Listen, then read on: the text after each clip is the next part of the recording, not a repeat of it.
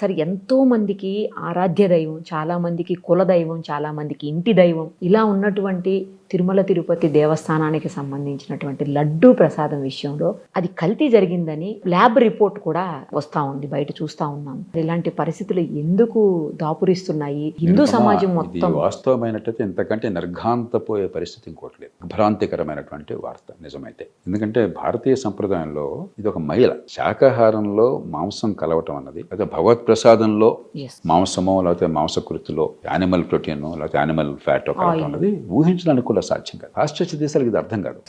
అర్థం కాదు. చాలా ఏళ్ల క్రితం భారతీయులు ఫ్రాన్స్లో ఏదో రెస్టారెంట్లో హోటల్లో భోజనం చేస్తుంటే అక్కడంతా ఆ రోజుల్లో ఇప్పుడంటే ప్రపంచం అంతా వెజిటేరియనిజం వచ్చేసింది. ఆ రోజుల్లో ఉండేది కాదు. 30-40 ఏళ్ల క్రితం మీకు పాశ్చాత్య దేశాలు వెజిటేరియన్ దొరికేది కాదు. ఇప్పుడు కూడా కొన్ని దేశాల్లో ఈ మధ్య నాకు తెలిసిన వాళ్ళు ఇండోనేషియా వెళ్తే చెప్తున్నారు, తినలేకపోయామంటే వెజిటేరియన్స్ అక్కడ మాకు వెజిటేరియన్ ఫుడ్ దొరకదు, చచ్చిపోయామని చెప్పాను. కానీ ఇప్పుడు పూర్వంతో పోలిస్తే చాలా మెరుగు. ఆ రోజుల్లో ఉండేది కాదు. భోజనం తీసుకొచ్చారు, దానిలో మాంసం గేసం ఉంది, వెజిటేరియన్ చెప్పారు వాళ్ళు మాంసం మొక్కలు తీసేసి తినండి అన్నట్టు. అంటే వాళ్ళ దృష్టిలో వెజిటేరియన్ అని చెప్పంటే యానిమల్ మాంసం తినరు అని అంతే. అంతేగాని ఈ మహిళ అలాంటిది వాళ్ళకి అసలు అది వాళ్ళ ఆలోచన లేదు. అది వాళ్ళ సాంప్రదాయంలో. మనకు అట్లా కాదుగా. మనకు ఒకవేళ ఒకే ఇంట్లో వెజిటేరియన్ నాన్ వెజిటేరియన్ ఇద్దరు అంటే ఆ పాత్రలు కూడా వేరు వేరు సెపరేట్ గా. Correct sir. అలాగే పండుగ కానీ ఒక శుభకార్యం కానీ మరొకటి కానీ ప్రసాదం కానీ దానిలో మాంసం అనే దానికి అసలు చోటే లేదు. మామూలుగా మాంసం తినేవాళ్ళు కూడా. కాబట్టి అందులో భగవంతుడికి ఇచ్చేటువంటి ప్రసాదంలో మీరు అలా చేశారని చెప్పన్నది వ్యక్తిగతంగా మీకు భక్తి ఉండొచ్చు, ఉండకపోవచ్చు. కానీ భారతీయ సంస్కృతి సంప్రదాయాలు అర్థమైన వాళ్ళకి ఇంతకంటే అపచారం మరొకలేదు వాళ్ళ మనసులో. కాబట్టి ఇలాంటి విషయంలో కూడా శ్రద్ధ తీసుకోకుండా ఇలా చేశారని చెప్పంటే ఖచ్చితంగా చాలా కఠినమైన చర్యలు తీసుకోవాలి. అది అధికార యంత్రాంగం కావచ్చు, అక్కడ ఉన్నటువంటి పాలకవర్గం కావచ్చు. రెండోది వాళ్ళకి గట్టిగా శిక్షలు పడాలి. మూడోది భవిష్యత్తులో ఎక్కడా కూడా ఇది పునరావృతం కాకుండా శాశ్వతమైన ఏర్పాట్లు ప్రజలకు అర్థమయ్యే రీతిలో పారదర్శకంగా ఉండాలి. చాలా మంది మనోభావాలను తీవ్రంగా దెబ్బతీస్తుంది. మనకి వ్యక్తిగతంగా దేవుడు భక్తి అలాంటివి ఉన్నా లేకపోయినా కూడా నేను పెద్ద పట్టించుకోను. కానీ మా ఇంట్లో మా అమ్మగారు కానీ మా నాన్నగారు కానీ మా శ్రీమతి కానీ వీళ్ళందరూ కూడా పూజలు భక్తి వాళ్ళకు ఉంటుంది. మా కుటుంబంలో మా అమ్మగారికి నాన్నగారికి వీళ్ళందరికీ ఇలవెల్పు వెంకటేశ్వర స్వామి పొద్దున్న సుప్రభాతం చదవటం అంతా వాళ్ళు ఏంటంటే చాలా తీవ్రంగా బలంగా నమ్ముతారు. అది వారి మత విశ్వాసం. అది కాబట్టి భారతీయ సంప్రదాయంలో మమైకమైన వాళ్ళు ఎవరికైనా సరే ఇది దిగ్భ్రాంతిని కలగజేస్తుంది. ఇలా సార్ అంటే చాలా సెక్యూరిటీ ఉంటుంది, అన్ని రకాలుగా లోపలికి అన్ని టెస్ట్ చేసి చెక్ చేసే పంపిస్తారు.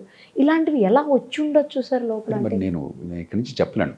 ఎవరన్నా యానిమల్ ఫ్యాట్ అయితే చౌకగా దొరుకుతుందని పెట్టారా, ఖర్చు తగ్గించాలి అదే అంట సార్, చౌకగా వస్తుందని అదే అంటున్నారు. చౌకగా వస్తుందని చెప్పిన భగవంతుడి ప్రసాదాన్ని మీరు అలాగ ఇచ్చారని చెప్పంటే మరి వాళ్ళు ఎలాంటి ఉద్యోగులు అవుతారు? వాళ్ళు భారతీయ సంప్రదాయం ఇప్పుడు దానిలో భాగంగా కదా. మీకు సంస్థానం కానీ దేవస్థానం కానీ దేవస్థానం యాజమాన్యం కానీ సంప్రదాయం లోపల కదా, ఈ పరిమితి లోపల కదా.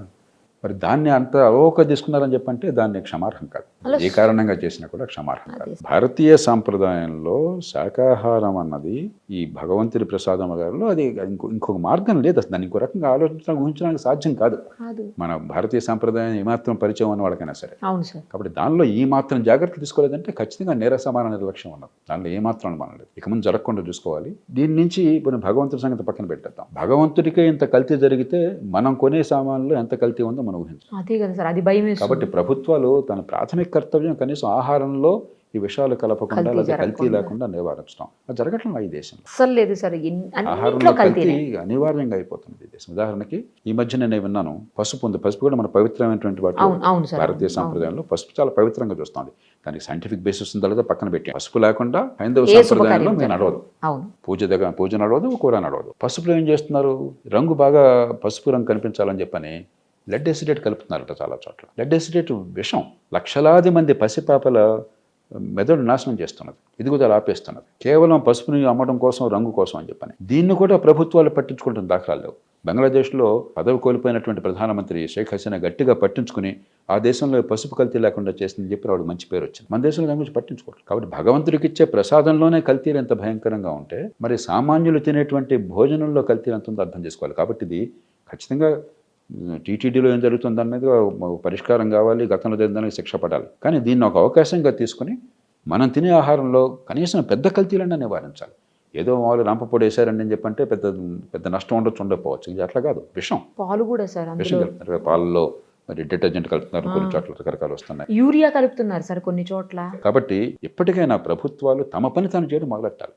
ఎంతసేపటికి ఎలక్షన్లో ఓట్ల కోసం డబ్బులు పంజారం చేస్తాము, ఉచితాలు ఇస్తాము, హామీలు ఇస్తాము, తాత్కాలికమైన తాయిలాలు ఇస్తామని తప్ప పరిపాలన చేస్తాము, బతుకుల్ని కాపాడుతాము, చట్టబద్ధ పాలన చేస్తాము, మీ హక్కుల్ని కాపాడుతామన్నది లేదు, పక్కన పెట్టేసాం స్ఫూర్తిగా. కాదు సార్, అసలు ఇంకొకటి కూడా నడుస్తుంది ఏంటంటే టీటీడీని ప్రభుత్వం నడిపించకుండా ధార్మిక సమస్యలకు అప్పచెప్తే వాడు కొంచెం జాగ్రత్తగా అన్ని చూసుకోగలుగుతారని, అది ఓకేనా సార్? అది సాధ్యమవుతుందా అసలు? అట్లా చేయొచ్చా? సిద్ధాంతరీత్యా నిరుపమ సార్ మత సంస్థ నడపడంలో ప్రభుత్వానికి పాత్ర ఉండకూడదు, అందులో ఒప్పుకుంటారు. కానీ హైందవ సాంప్రదాయంలో సమస్య ఏంటంటే ఎవరికి ఇస్తారు? ఇప్పుడు సిక్కులు ఉన్నారనుకోండి, సార్. సిక్ గురుద్వారా ప్రబంధక కమిటీ అని ఒక చట్టం ఉంది, బ్రిటిష్ వాళ్ళ కాలంలో ఏర్పాటు చేశారు. ఆహా. ప్రతి సిక్కు కూడా ఓటేస్తాడు, రహస్య బ్యాలెట్ ద్వారా ఓటేసి ఆ కమిటీని ఎన్నుకుంటున్నారు. ఓకే. ఆ పాంతిక్ కమిటీ ఆధ్వర్యంలోనే అన్ని గురుద్వారాలు నడుస్తాయి. ఆహా. మనదట్లా కాదే. హైందవంలో మరి వైష్ణవ సాంప్రదాయం వేరు, శైవ సాంప్రదాయం వేరు, ఆగమాలు వేరు, అవి వేరు వేరు, నాకు అర్థం కావు ఏంటో మనం. అవును సార్. కాబట్టి ఎవరికి ఇస్తారు మీరు ఏ రకంగా? అందుకే దానికి హైందవ సమాజం ఒక నిర్దిష్టమైన పరిష్కారాన్ని అన్వేషించాలి. కాబట్టి దాన్ని కలపాల్సిన అవసరం లేదు, మనం నిర్దిష్టమైన పరిష్కారాన్ని అన్వేషించాలి. ఎందుకంటే మళ్ళీ ఖచ్చితంగా ప్రభుత్వం పాత్ర ఉండకూడదని సూత్రప్రాయంగా నేను ఒప్పుకుంటున్నాను. ప్రభుత్వానికి మత సంస్థల్లో పడే పాత్ర మీకెందుకు, అసలు మీ సంబంధం ఉండకూడదు. కానీ కొన్ని ప్రధానమైన దేవాలయాలు ఎప్పుడైతే ప్రభుత్వం చేతుల్లో ఈ రకంగా నడుస్తున్నాయో ఎవరికి ఇస్తాం ఇప్పుడు ఆ దేవాలయం? అంత ఆదాయాలు ఉన్నప్పుడు, ప్రజలకి ఆ విశ్వాసం ఉండాలన్నప్పుడు, ఎవరో సొంతంగా మేము ఏదో వంశపారంపర్యంగా పెట్టుకుంటాము, మా కుటుంబాన్ని చూసుకుంటామని అనుకుంటే పూర్వకాలంలాగా, అది కాదుగా మన ఉద్దేశం. ప్రజాస్వామ్య సమాజం కాదు. అందుకని భారతీయ సమాజం, హైందవ సమాజం ఈ మత సంస్థలు, ధార్మిక సంస్థలను ఎవరికి అప్పగించాలి ఎట్లా అని చెప్పిన దృష్టిలో ఏకాభిప్రాయం తీసుకొచ్చి దానికి ఒక పారదర్శకమైన జవాబుదారితో ఉన్న పద్ధతిని అన్వేషించాలి. సూత్రప్రాయంగా ఆ వాదన కరెక్ట్, ప్రభుత్వానికి పాత్ర ఉండకూడదని చెప్పాను. కానీ ఆచరణలో దాన్ని అమలు చేయాలని చెప్పంటే కొంచెం లోతుకి వెళ్ళాలి. కానీ ప్రజల భాగస్వామ్యం చేయొచ్చా సార్? అది ప్రజలంటే ఏ ప్రజలు? అందరికి ఓటు పెడతారా? తిరుపతి తిరుమల దేవస్థానం ఉంది, తెలుగు ప్రజలందరూ మరి దాన్ని కావాలని కోరుకుంటారు కదా. తెలుగు ప్రజలందరి మధ్య ఒక ఎలక్షన్ పెడతారా? తెలుగు ప్రజల్లో ఆంధ్ర వాళ్ళు సరిపోతుందో, తెలంగాణ వద్దా? ఆంధ్ర తెలంగాణ సరిపోతున్నా, మరి తమిళనాడు నుంచి కర్ణాటక చూస్తున్నారు. అందుకని ఇప్పుడు దీనికి ఏ రకంగా మనం ఒక పరిష్కారాన్ని ఆచరణ సాధ్యమైంది అన్వేషించాలి.